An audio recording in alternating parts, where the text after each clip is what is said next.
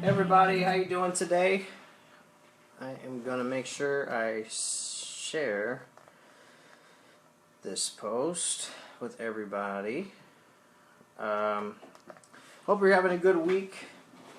I know I am, and it's almost over. This month is almost over. I can't believe it. Alright, well, we're gonna get started here. Today we're going to talk about how to properly maintain and care for your water heater. You know, the season's changing. It's going to start getting colder out there, and you want to make sure that your water heater is up to par when it comes to basically heating up your water and keeping your home very convenient.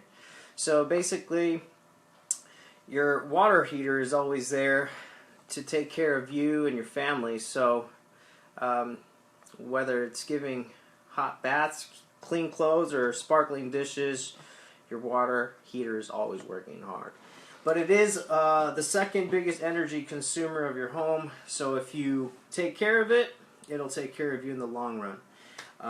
First and foremost, my name is Joe Quesada, and I am the owner of No Worries Rooter Plumbing. We are licensed here in Arizona, and basically a lot of this information is going to help you with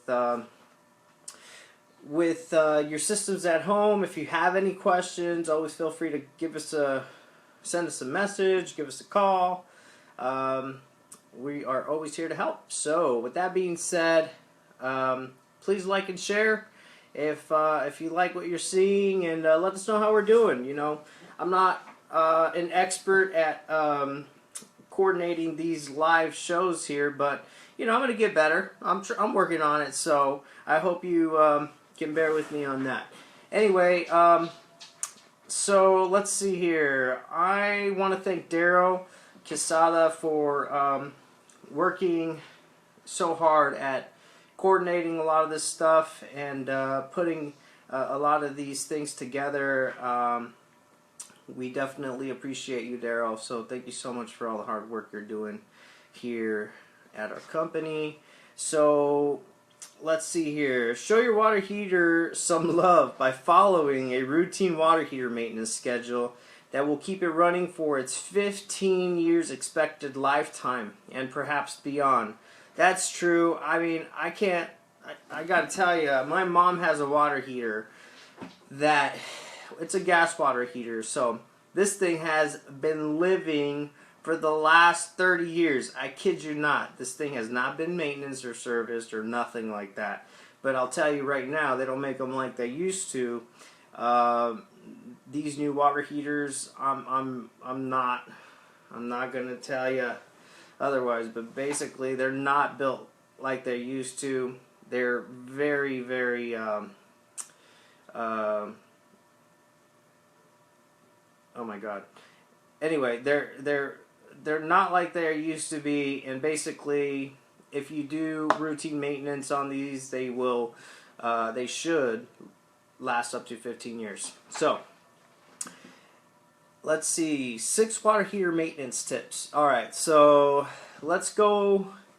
And also, just so you know, if you want more information on this, feel free to check out our blog. We have one of the best blogs out there that talks about everything related to your plumbing systems and beyond. So check it out. If you want to find this information in detail, check it out there. So noworriesrooter.com is where you'll find it. Alright, so the first one is adjust the thermostat to 120 degrees. You'll save up to 5% in energy costs for every 10 degrees you lower the temperature, plus you'll reduce the risk of scalding.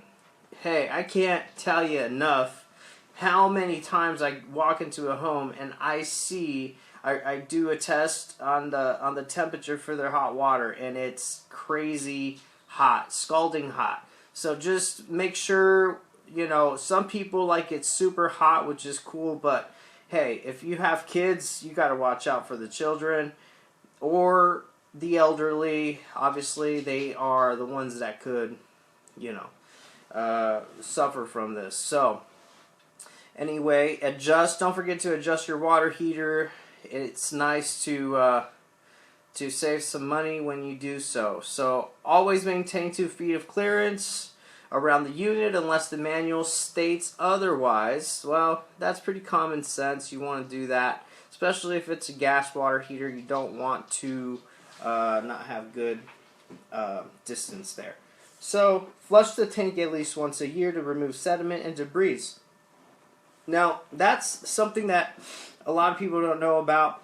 Basically, this clears out the sediment and minerals, such as calcium and lime, that could impede the heater's performance.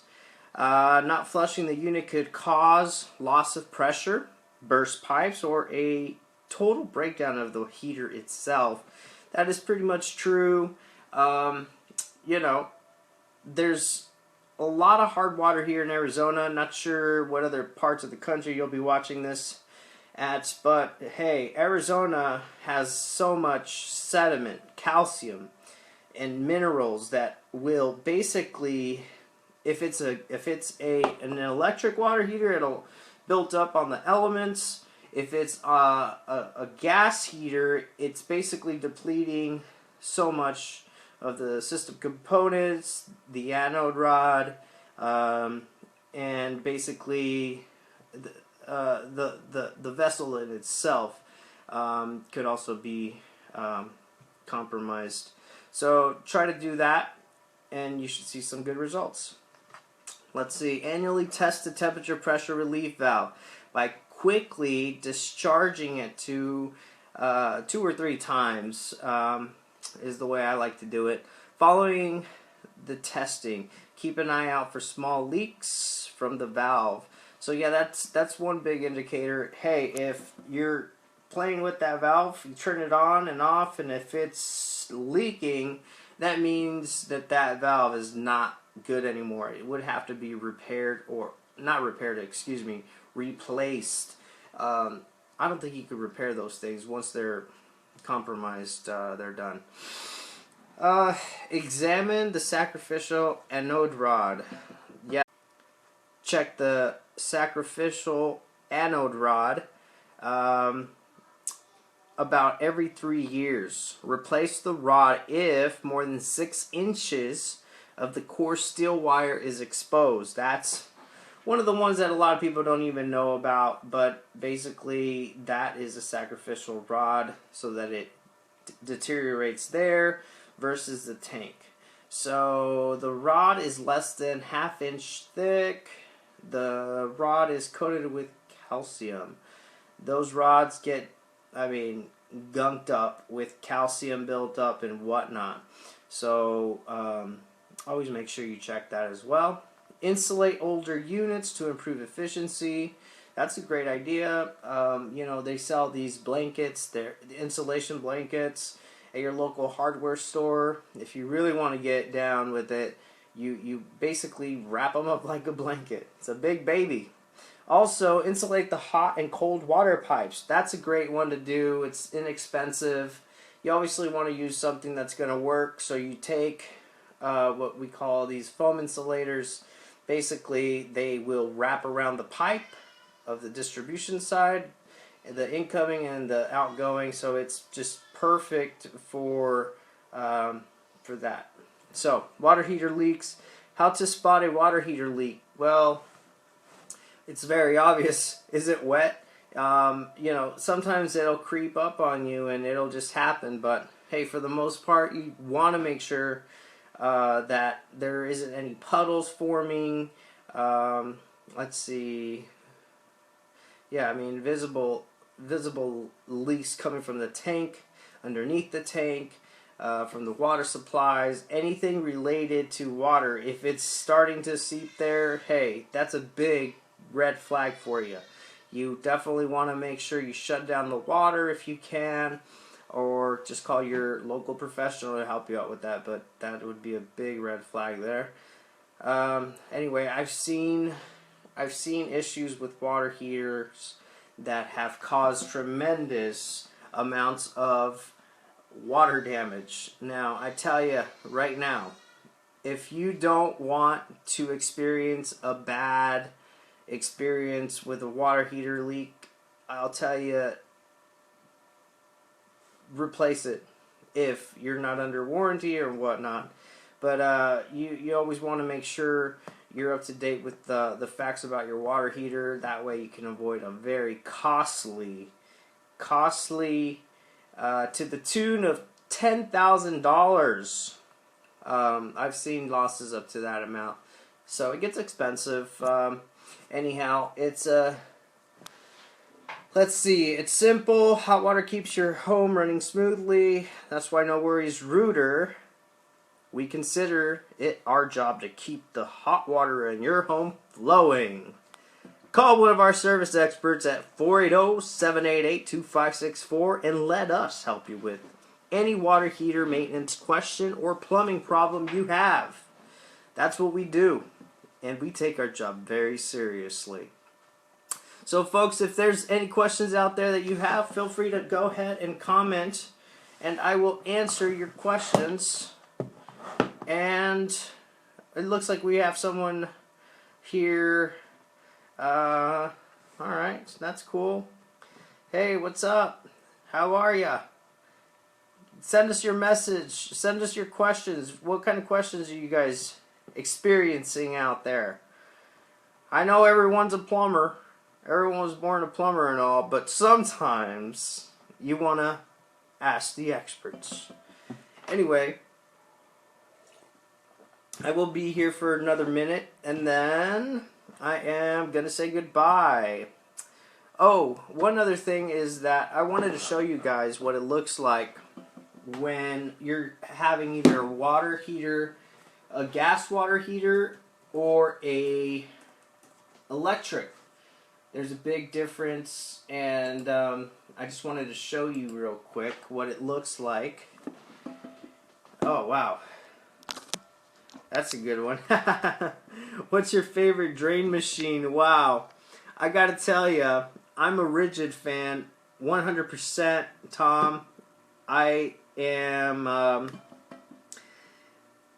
I just got into it with the Rigid, and I've loved them ever since. I haven't had experience with any other machine out there. Maybe one day I will get me like a Spartan or something like that, but right now all of our inventory is Rigid. So there you go. So yeah, back to this. I hope you can see this, because this is a picture of an electric and a gas water heater. So as you can see, there's a little bit of a difference with them. So for the most part, when you're doing the maintenance, you want to look at this, the drain valve. The drain valve is where you'll connect a hose to it. Obviously, folks, if you're dealing with electric, you want to shut off the unit. You don't want to burn any elements or anything like that. So make sure you know what you're doing before you get in here, or give us a call so we can give you more info. But we just want to let you know that, hey, we're not responsible for any attempts, but there is a difference in the units, and one is obviously gas, the other one's electric. That's the difference. One has a flue. We also call this a combustion removal system, and one doesn't. The electric doesn't. It's nice. It's nice and convenient.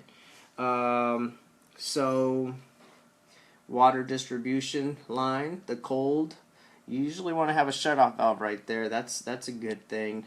So but let's see, where is it? The temperature and pressure relief valve is up there. Sometimes they're on the side, so you want to look out for that when you're testing out the TMP valve.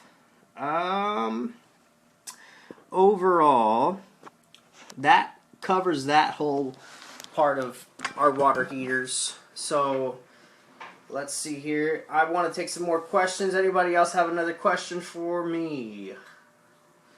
Anything. And if you don't get a chance here, always hit us up on our direct message there, or check out our website. We got the best info out there with our blogs. I mean, we're probably the only plumbing company in Arizona who's consistent to produce the best blog information out there.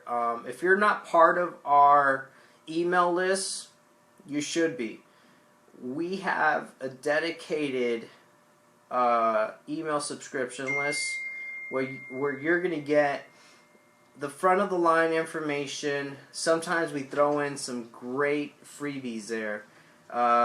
So check it out and tell your friends and family. I can't tell you enough, folks. Thank you so much for all of the support that we've been getting throughout these videos. I mean, we're getting tremendous feedback. You know, we're not perfect at them, but we definitely want to provide a service to you folks before you call a plumber. So if that's of value to you, then that makes me happy, and I'll continue to make these videos for you. I want to thank you guys for checking it out, for asking your questions, and thank you for recommending us to your friends and family. We're a small family company here, and all of your references and referrals, hey, help us tremendously. So just wanted to let you guys know that I want to thank you for the opportunity, and we appreciate your business. So with that being said, I want to say have a great night, have a wonderful weekend, and feel free to share this video to your friends and family if you get the chance. So thanks again. Joe Quesada here for No Worries Rooter signing off, and you have a wonderful evening. Thank you.